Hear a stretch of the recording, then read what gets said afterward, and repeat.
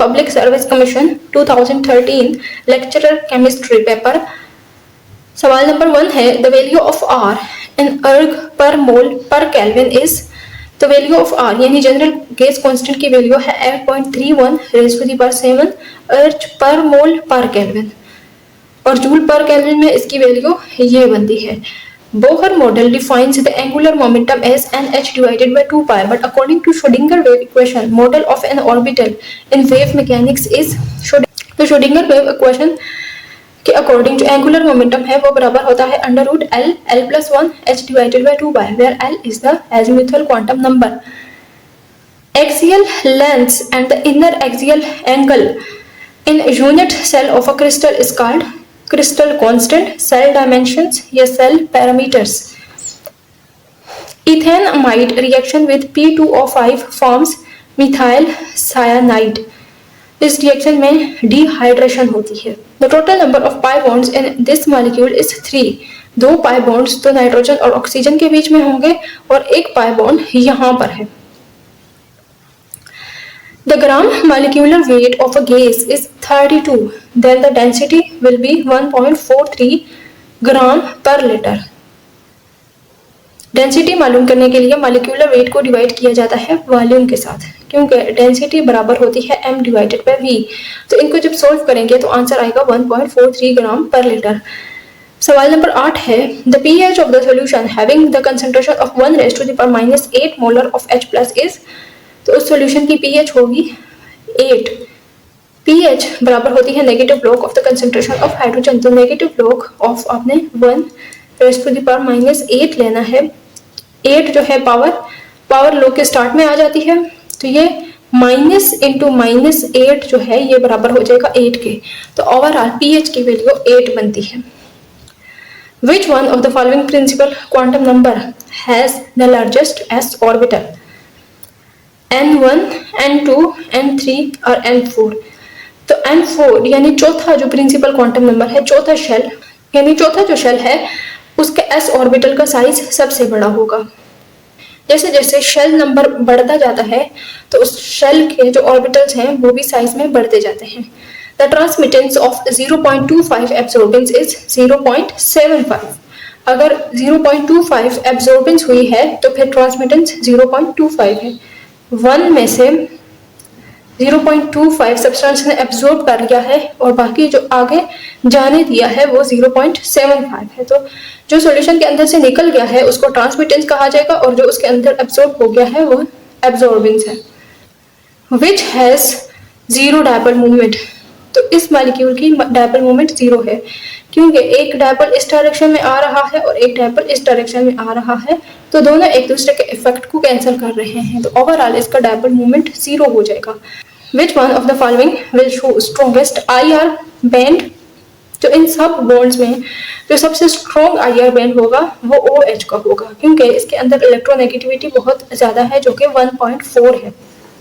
When nucleophilicity of a nucleophile joined with an atom is found greater than expected, this effect is called alpha effect. सवाल नंबर 14 है the source of electromagnetic radiations in atomic absorption spectroscopy is HCl.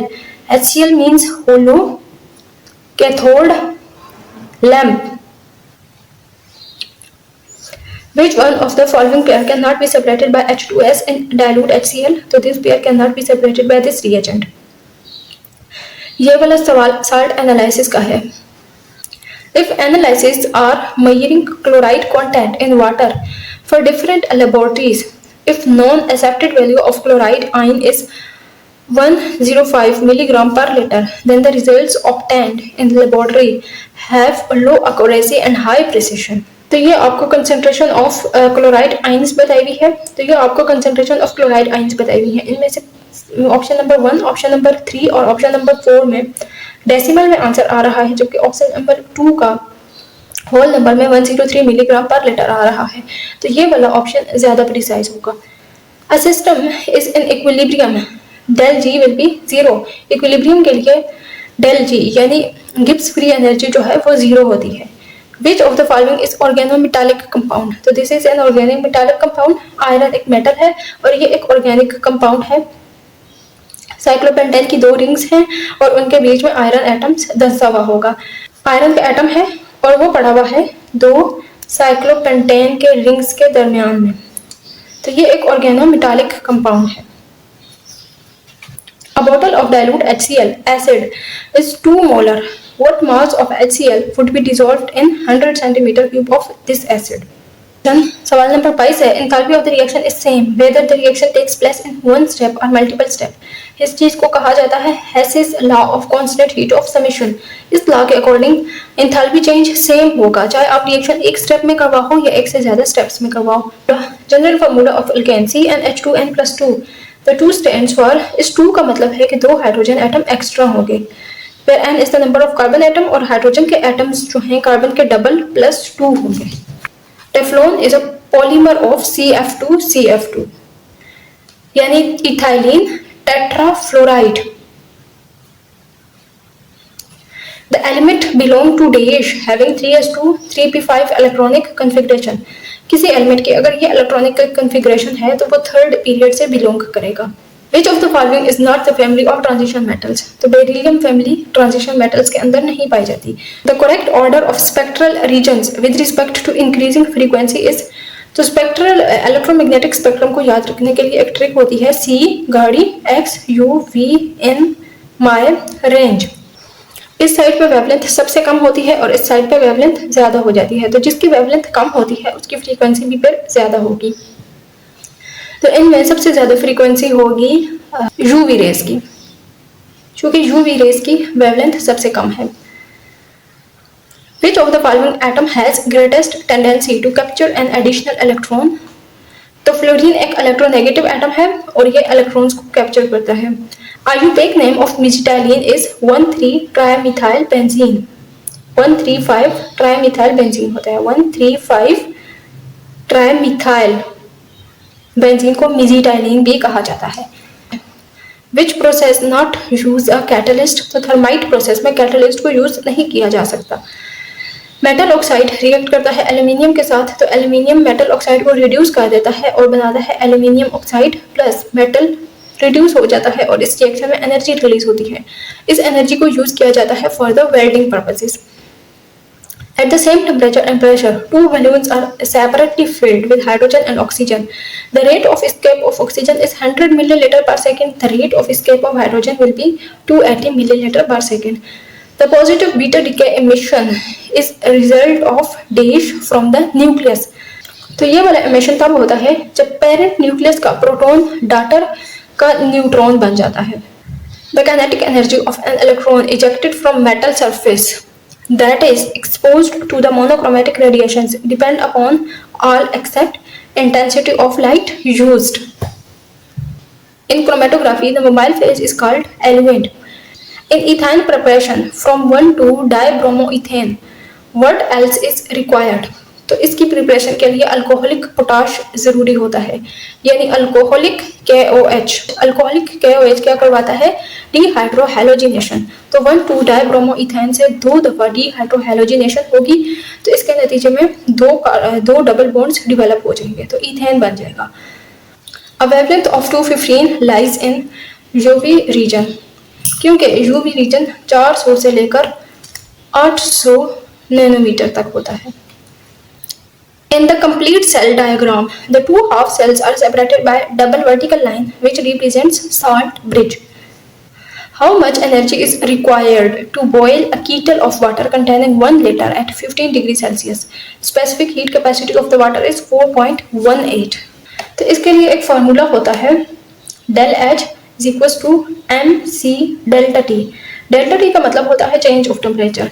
Water का temperature यहाँ पर 25 degree Celsius है। अगर हमने इसको बॉयल करना है तो बॉयल का मतलब है कि 25 डिग्री सेल्सियस से हम इन्हें इसका टेम्परेचर 100 डिग्री सेल्सियस तक लेकर जाना है। तो 100 में से अगर 15 वाटर का टेम्परेचर यहाँ पर 15 डिग्री सेल्सियस बन रहा है, तो हमने 15 डिग्री सेल्सियस से 100 डिग्री सेल्सियस तक लेकर जाना है। चूंकि हमें वाटर को बॉयल करना है तो बॉइलिंग वाटर का टेम्परेचर 100 डिग्री सेल्सियस होता है। इन दोनों टेम्परेचर्स का जो टेम्परेचर डिफरेंस यानी डेल टी निकल कर आ रहा है वो 85 डिग्री है। तो इस फार्मूले में हमने मास ऑफ वाटर पुट करना है, जो कि हमें 1 लीटर वाटर दिया गया है। तो वाटर के केस में मास और वॉल्यूम सेम होते हैं। तो 1 लीटर का मतलब है कि 1 किलोग्राम। यहाँ पर 1 किलोग्राम पुट करना है, specific heat capacity of the water को पुट करना है और चेंज इन टेम्परेचर को अगर हम पुट करेंगे तो हमारे पास आंसर आएगा 355 kilo joule. Buffering capacity formula is del B divided by del P H. तो इस फार्मूले के थ्रू हम किसी बफर की बफर कैपेसिटी मालूम कर सकते हैं। The general prerequisite conditions for the stable existence of an interface in phases is called free energy of the formation should be negative. Formic acid and acetic acid can be distinguished from each other by the reaction with mercuric chloride. Graphene is used as dash in nuclear reactor. तो graphene को neutron moderator के तौर पर use किया जाता है। ये neutron की स्पीड को रेगुलेट करता है। If 200 ml of gas is heated from 0 degree Celsius to 100 degree Celsius, the volume is corrected by multiplying. तो ये वॉल्यूम ऑफ द गैस है और ये उसका इनिशियल टेम्परेचर है। टेम्परेचर हमने 0 डिग्री सेल्सियस से 100 डिग्री सेल्सियस पढ़ाया है। 0 डिग्री सेल्सियस को अगर हम केल्विन में लिखें तो ये होगा 273 और अगर 100 डिग्री सेल्सियस को केल्विन में लिखें तो ये होगा 373 केल्विन। तो हमें V2 मालूम करना है। V2 मालूम करने के लिए क्या होगा, V1 multiplied by 373 divided by 273 होगा। यानी हमने 40 ला को रीअरेंज किया है। तो इस फॉर्मूले से हम V2 की वैल्यू मालूम कर सकते हैं। Least stable carb anion is CH3 minus। CH3 minus का जो कार्ब एनाइन है ये सबसे कम स्टेबल। तो ये थे सिंध पब्लिक सर्विस कमीशन के 2013 में पूछे जाने वाले सवालात।